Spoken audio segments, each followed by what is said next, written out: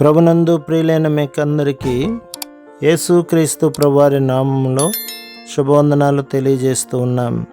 దైవజనులు బ్రదర్ భక్తి సింగ్ గారి పరిచర్యలో నుండి అలసిన వాణిని ఓరడించు మాటలు. మే 26. సిలువను గూర్చిన వార్త దేవుని శక్తి. కొరింథీయులకు రాసిన మొదటి పత్రిక 1వ అధ్యాయం 18వ వచనం. సిలువ వైపు చూచుట ద్వారా మార్చబడిన జీవితమును గూర్చిన ఒక ఉదాహరణ గలదు. ఒక చిత్రకారుడు సిలువలో వేలాడుచున్న యేసు ప్రభు యొక్క చిత్రపటమును చిత్రించెను. అతడు యూదుడు.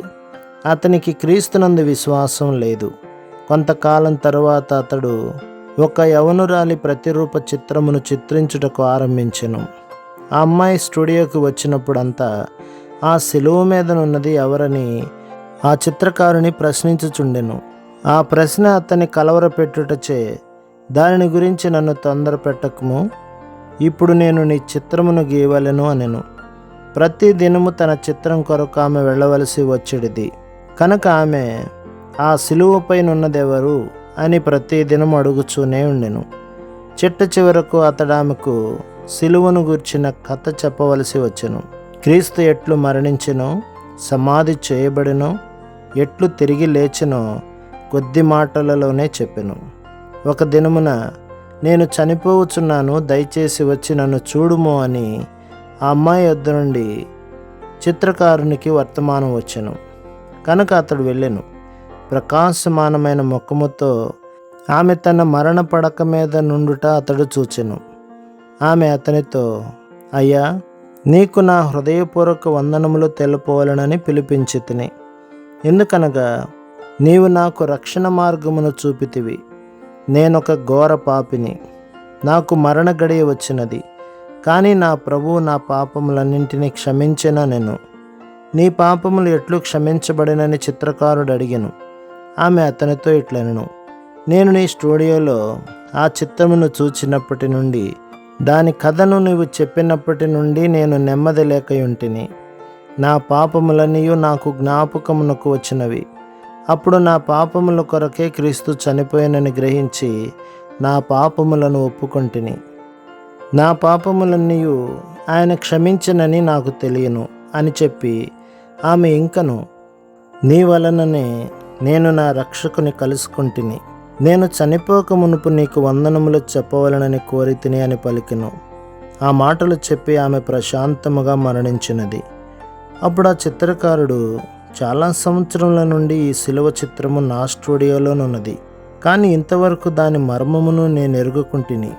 ఇప్పుడు నేను సిలువలో గల శక్తిని తెలుసుకుంటుని అని అతడు తన పాపములు ఒప్పుకొని, ప్రభువా, నా పాపముల కొరకు నీవు మరణించినందుకు వందనములు అని ఏడ్చెను. ఆ తరువాత అతడు సిలువ వేయబడిన యేసు ప్రభు యొక్క మరొక క్రొత్త చిత్రమును చిత్రించుటలో అనేక సంవత్సరములు గడిపెను.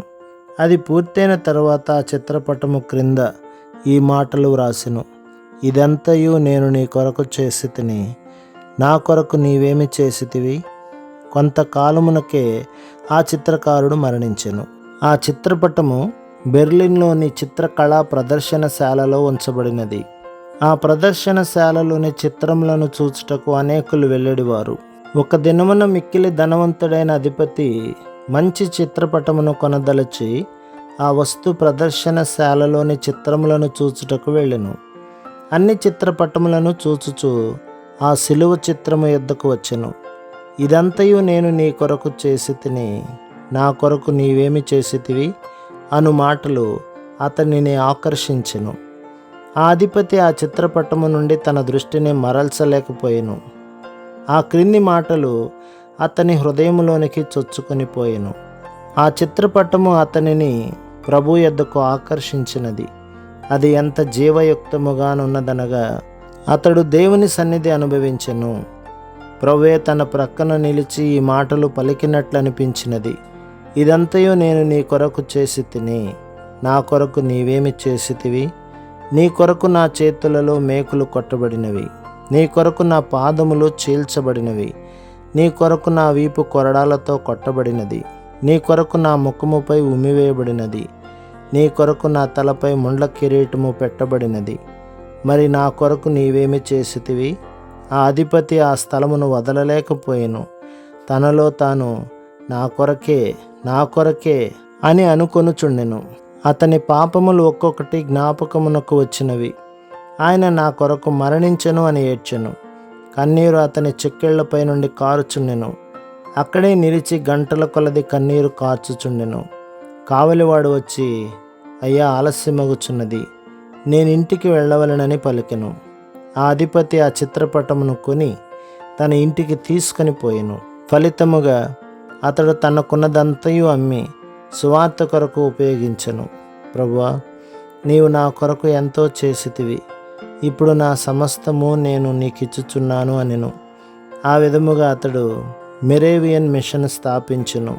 అప్పటి నుండి అనేక దేశములలో సువార్త శక్తితో ప్రకటించబడి లక్షలాది ప్రజలు సిలువ వైపు ఆకర్షించబడిరి. ప్రభు మిమ్మును, మీ కుటుంబమును, మీ సంఘమును దీవించి ఆశీర్వదించునుగాక. ఆమేన్.